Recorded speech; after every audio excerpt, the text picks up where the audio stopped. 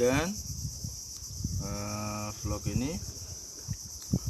Di belakang saya ini adalah jalan jembatan Pelabuhan Kenyamukan ya, yang belum selesai. Pelabuhan Kenyamukan Sangatta, Kabupaten Kutai Timur, Provinsi Kalimantan Timur, yang belum selesai. Pelabuhan ini diharapkan menjadi salah satu tol laut ya, untuk masa-masa yang akan datang. Ini adalah laut Selat Makassar ya, yang memisahkan antara Pulau Kalimantan dan Pulau Sulawesi. Mudah-mudahan minta doa restu teman-teman penikmat video YouTube di seluruh dunia. Semoga pembangunan Pelabuhan Kenyamukan kita ini yang ditunggu-tunggu oleh rakyat Kalimantan bisa segera selesai, sehingga nanti ketersediaan sembako bisa aman, ketahanan pangan juga aman karena pasokan yang lancar. Jadi selama ini pasokan bahan pangan banyak dari luar itu melalui pelabuhan di Balikpapan maupun Samarinda, teman-teman. Cuman kapal-kapal kecil aja yang istilahnya bisa masuk di Sungai Sangatta, terutama di lewat pasar Sangatta Seberang atau Sangatta Lama, teman-teman. Baik, kesempatan kali ini mohon izin kepada senior-senior saya yang ada di Pulau Kalimantan, khususnya senior-senior saya yang sudah mendahului kita menghadap Tuhan Yang Maha Kuasa. Semoga nenek moyang Kalimantan ini yang telah mendahului kita diberikan berkat, nikmat dan rahmat di alam kubur sana, dan kita yang sekarang melanjutkan perjuangan beliau-beliau itu diberikan kekuatan, kesehatan, sehingga bisa memajukan, memakmurkan seluruh rakyat Kalimantan atau Borneo ya. Baik, sebagai ya katakanlah pendiri istilahnya yang punya channel YouTube Kisah Tanah Borneo ini, izinkan saya menyampaikan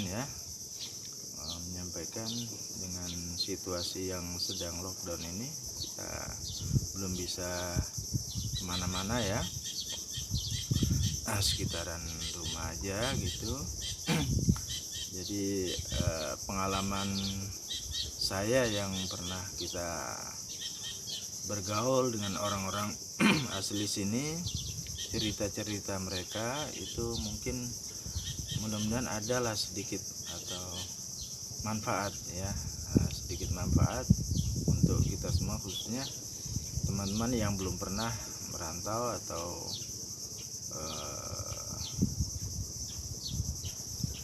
istilahnya mencoba hidup di Kalimantan. Mengenai bagaimana cara hidup di Kalimantan segala macam, silakan aja buka di tayangan-tayangan uploadan saya sebelumnya. Semoga itu semua bermanfaat. Jadi ini vlog adalah vlog sederhana, vlog yang ingin berbagi apa yang pernah saya dengar maupun saya lihat dan saya alami sendiri khususnya. Untuk ke depan tayangan ini saya berusaha untuk tetap original, sehingga bisa nanti sukses. Dan harapan saya dukung terus channel ini supaya saya tidak putus asa atau istilahnya semangat terus ya untuk berbagi pengalaman. Teman-teman, pengalaman saya yang berikutnya ini adalah mendengarkan cerita atau kisah dari teman kita ya, masih dengan Pak Agus Sadin, teman kita yang profesinya adalah servis HP dan alat elektronik. Yang beliau ini adalah bapaknya orang Dayak Iban ya, ibunya orang suku Kutai. Dua-duanya suku asli ya, baik bapak atau ibunya ini suku asli di Kalimantan Timur.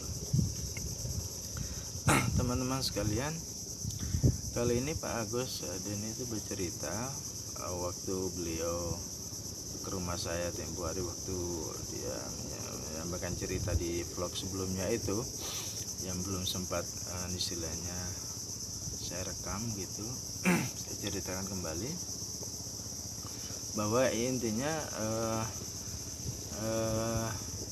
vlog kali ini menceritakan tentang petualangan rombongan pencari sarang burung walet tentunya di gua-gua yang ada di hutan Kalimantan. Perlu diketahui zaman dahulu sebelum ada HP ya, intinya periode sebelum HP itu ya tahun 80-an atau antara 80-90-an lah, atau sebelum 80 lah mungkin. Itu sebelum tahun 80-an atau sekitaran tahun 80-an ini sebuah rombongan terdiri sekitar ya nggak sampai 10 orang begitu dari Sangatta, istilahnya berniat untuk mencari sarang burung. Ada petunjuk bahwa di arah barat tenggara atau istilahnya antara barat dan selatan itu arah barat ya, antara barat laut dan barat tenggara lah. Itu di daerah sebelah baratnya, daerah antara istilahnya antara Sangatta, kota Samarinda atau Bontang itu, kalau kita masuk menyusuri daerah Taman Nasional Kutai, mereka itu menyusuri daerah itu, kemudian mereka membawa perbekalan yang cukup teman-teman untuk mencari sarang burung walet yang liar, maksudnya bukan ada pemiliknya. Mereka istilahnya diketahui oleh seorang tetua atau yang paling senior gitu, yang mengetahui tentang istilahnya hal-hal yang berbau alam gaib lah istilahnya. Orang yang kalau bahasa Jawanya itu orang yang punya kelebihan lah dalam hal supranatural gitulah, atau paling mendekati itulah. Diketahui oleh bapak tua kita ini, rombongan dengan anak-anak muda itu dengan perlengkapan seadanya mereka masuk hutan. Jadi ada beberapa pantangan yang sudah disampaikan oleh bapak tua ini yang harus dipatuhi oleh rombongan yang berjumlah nggak sampai 10 orang ini teman-teman. Nah istilahnya jalan terus, kalau sudah mau malam mereka berhenti bikin pondok, pasang terpal, masak, makan, tidur, biasanya sampai beberapa hari. Akhirnya mendekati, sudah mereka ini sampailah, singkat cerita itu di bawah atau di daerah kaki sebuah pegunungan atau daerah yang lebih dataran tinggi begitulah. Mereka banyak sudah badannya ini luka-luka atau berat-berat, atau bahasa Jawanya itu gores ya, berat-berat karena istilahnya melewati hutan yang masih perawan karena duri rotan, akar-akaran dan sebagainya. Namun mereka tidak pantang menyerah. Nah sampailah mereka itu istilahnya cerita ini ya sedikit mengerikan tapi menegangkan juga, ada unsur misterinya juga. Teman-teman sekalian,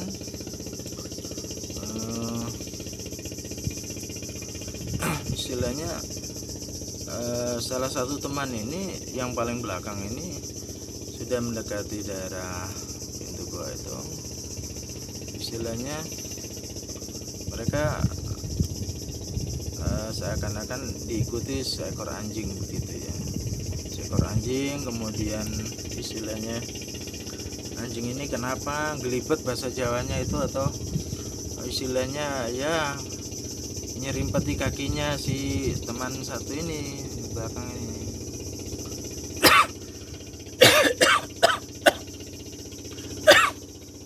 Maaf, itu adalah suara kapal promotor nelayan yang baru pulang dari laut ya, di pelabuhan Penyeberangan Sangatta ini. Jadi istilahnya karena jengkel, ditendang lah, sehingga anjing ini masuk ke jurang, atau kondisinya seperti apa. Nah, begitu istilahnya kejadian ini, dia ada teriakan segala macam. Setelah nendang itu baru dia ditegur oleh ketua rombongan, bapak tua ini, kenapa kamu sampai nendang anjing itu? Itu bukan anjing sembarangan. Dia menyesal, tapi ya sudah terlambat. Nah, sudah mereka bikin pondok, karena hari sudah mau malam, mau gelap gitu. Akhirnya mereka dimimpi macam-macam lah, yang kaitannya dengan kejadian teman kita yang nendang anjing tadi.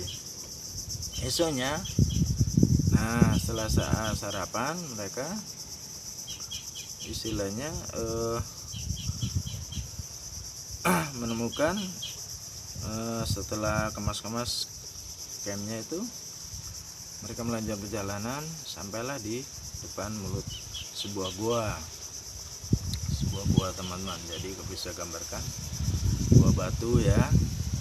Kemudian istilahnya guanya itu unik, istilahnya gua begini ya. Kemudian di tengahnya ini ada semacam jalan batu, kemudian kiri kanannya ada semacam sungai begitu, untuk ada aliran sungai yang masuk ke gua.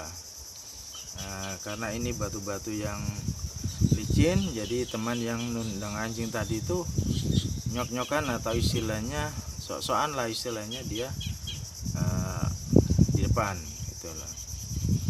Nggak tahu kenapa, mungkin tergelincir atau apa istilahnya, dia jatuh di situ, naudzubillah kan, meninggal. Ini adalah dia ini, kalau istilah sini itu kepohonan atau ketulahan, atau istilahnya tidak mematuhi aturan atau adat yang berlaku di daerah situ, atau istilahnya tidak patuh pada orang tua atau ketua rombongan tadi itu. Ya sudah, begitu yang berikutnya masuk. Nah, orang berikutnya ini setelah istilahnya mereka istilahnya merawat, mengubur teman yang meninggal tadi, karena nggak mungkin dibawa ke kampung karena sangat jauh, tempatnya berat, kuburlah di sekitar situ. Setelah itu istilahnya teman kita ini ada yang berusaha masuk pelan-pelan. Dengan kejadian tadi itu dia lebih pelan-pelan masuk. Nah, begitu sudah di pas pintu gua itu ada semacam ulekan ya, istilahnya semacam danau kecil gitu di mulut gua itu. Disitulah rupanya berkumpulnya air yang dari kiri kanan jalan anak sungai tadi. Di situ dia lihat bahwa ikan besar-besar paha saya ini, semacam lele atau apalah namanya itu, besar-besar dan panjang-panjang. Di situ banyak sekali, sampai hampir nggak kelihatan airnya. Spontan teman kita ini mengeluarkan mandau atau parangnya ini, kemudian istilahnya dipukulkan ke ikan-ikan ini, bukan sekedar banyak. Dalam pikirannya minimal dia dapat 7 ekor dengan kibasan parangnya tadi. Nah, setelah istilahnya itu dikibas-kibaskan beberapa kali, ada juga ada muncul percikan darah dari ikan tadi. Ikan-ikan yang lain tadi yang begitu banyak tadi itu tiba-tiba lenyap. Dia berusaha merogoh tangannya merogoh di dasar air. Yang dapati cuma satu ekor tapi besar ya lebih besar dari lengan saya ini, panjang. Kemudian dibawa ke pondok kemudian ya sudah, karena sudah sore, dimasak. Nah, anehnya ikan ini seperti kerasnya itu seperti karet ban mobil begitu. Kita tahu ban mobil itu keras. Berusaha akhirnya dicincang dengan sangat keras dengan parang itu, kemudian dimasak. Karena perut sudah lapar, kasih garam segala macam, sudah makan aja. Rasanya itu katanya seperti makan sandal jepit ya seperti itu kerasnya itu. Tapi karena di hutan apa aja bisa, jadi ya sudah. Malamnya mereka tidur di mimpi, didatangi orang tua mereka. Untung kamu itu yang kamu bunuh itu bukan ikan, itu adalah para pengawal atau para tentara kerajaan yang mengawal daerah sini, daerah istana kerajaan ini, istana kerajaan Lelembut ini. Nah, sudah, akhirnya orang tua minta maaf, besoknya bangun minta maaf, berdoa minta maaf, mudah-mudahan tidak terjadi lagi. Misi mereka sekali lagi adalah bukan mencari harta karun ya, tetapi mencari sarang burung walet. Jadi istilahnya begitu mereka akhirnya besoknya masuk, begitu masuk melewati pintu dinding gua ini, di situ semacam begitu masuk melewati itu, di dalam itu semacam kita kalau lihat kubah masjid ya, kubah masjid itu, nah begitu. Jadi istilahnya kalau kita ingat itu merinding ya. Jadi alangkah besarnya gua itu, tapi di tengah-tengahnya itu ada semacam dinding batu dari bawah sampai ke lurus istilah macam pertengahan membelah semacam lingkaran atau bola itu. Jadi separuh-separuh mereka istilahnya di sebelah-sebelah menuju sampai di mana titik ini. Nah, sampai di sana, sampai di ujung sana juga mereka tidak menemukan sarang burung itu. Padahal tidak mungkin gua yang sebesar ini tidak jadi sarang burung. Padahal pada saat mereka datang 2 hari yang lalu, itu kelihatan bahwa istilahnya burung itu, sarang burung walet itu keluar masuk itu, langit itu tidak kelihatan sangat banyaknya. Akhirnya mereka ingat bahwa ini adalah wilayah dulu daerah bekas kerajaan Kutai. Pasti ini ada yang punya, kenapa nggak ditampakkan ke kita? Akhirnya rombongan sepakat untuk ke Tenggarong. Tenggarong itu adalah ibu kota Kabupaten Kutai Negara, dulu adalah pusat kerajaan Kutai. Di sana ingin bertemu dengan Sultan Kutai, minta petunjuk. Ini ada tempat sarang burung yang besar, gua yang sangat besar, kelihatan banyak burung yang sangat banyak, tapi kok nggak kelihatan lendir atau istilahnya sarang burung yang bisa dipanen itu, teman-teman. Akhirnya Sri Sultan atau istilahnya Sultan Kutai ini cerita, memang dulu pada saat istana Kutai, kerajaan Kutai itu dibangun megah di daerah kerajaan Kutai itu adalah kerajaan tertua di Indonesia. Itu dari makhluk lelembut atau makhluk astral atau istilahnya sejenis jin dan sebagainya itu mereka iri. Kenapa manusia saja yang dibuatkan istana. Kenapa kami ini nggak dibuatkan istana juga? Nah, karena Raja Kutai pada saat itu sangat arif dan bijaksana.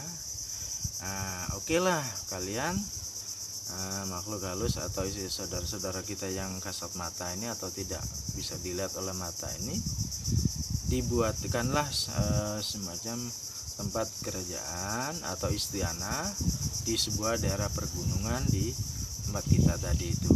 Arealnya kalau kita lihat di daerah Google Earth itu ya masih masuk wilayah antara perbatasan Kutai Kartanegara dengan Kutai Timur ya, daerah sekitar situ, daerah ya TNK ke sana. Mungkin saya meyakini bahwa istilahnya dulu waktu saya masih di transmigrasi itu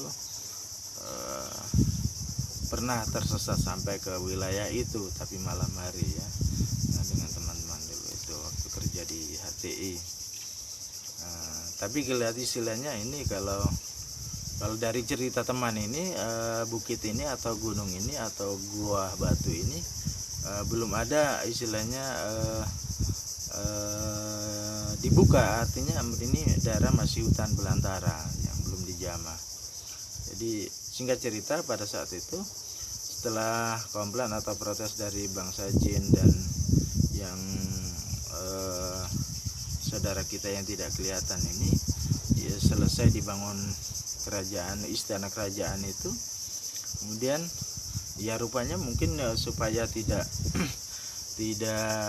istilah kelihatan oleh umum, memang istilahnya ditimbuni semacam tanah atau tumbuh-tumbuhan begitu sehingga tidak kelihatan kalau kita lihat dari satelit atau dari Google Earth. Tapi dari cerita teman, dari mana teman ini tadi berangkat sampai belok ke Tenggarong itu, kita bisa mengira-ira lokasinya. Jadi akhirnya kembali ke intinya tim tadi, bahwa gimana caranya bisa menemukan sarang burung itu. Akhirnya dikasih syarat, kamu harus bawa ini, kemudian dibawa ke sana. Jadi ya semacam beras kuning segala macam, apa yang adat Kutai atau adat kerajaan Kutai gitu istilahnya. Jadi nyukuh atau istilahnya selamatan atau misalnya memberikan sedekah kepada mereka begitu, atau semacam ini adalah permisi lah mau memetik hasil atau memanen sarang burung atas perintah atau izin semacam restu dari sultan dengan sistem yang sudah disepakati, nanti pembagiannya sekian-sekian gitu. Nah akhirnya rombongan kembali ke goa itu singkat cerita dan melakukan ritual-ritual tertentu.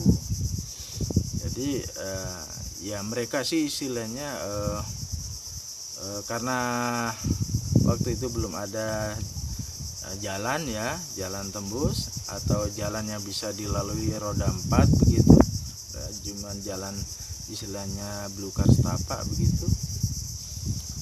Jadi ya tidak bisa membawa banyak mereka. Jadi mereka ketemu sarang burung itu tapi tidak bisa membawa banyak. Ya sekuatnya orang bawa aja begitu. Ya, jadi istilahnya, tapi kalau nggak salah istilahnya istilahnya mereka itu pada saat mau pulang, kalau nggak saya dengar cerita teman kita ini, mereka berusaha pulang tapi nggak menemukan jalan pulang, putar-putar di sekitar situ aja. Kayak istilah saya itu kena oyot mimang. Kalau kena oyot mimang atau kena terputar-putar itu saya sudah pernah beberapa kali, baik itu di waktu kerja di hutan tanaman industri maupun waktu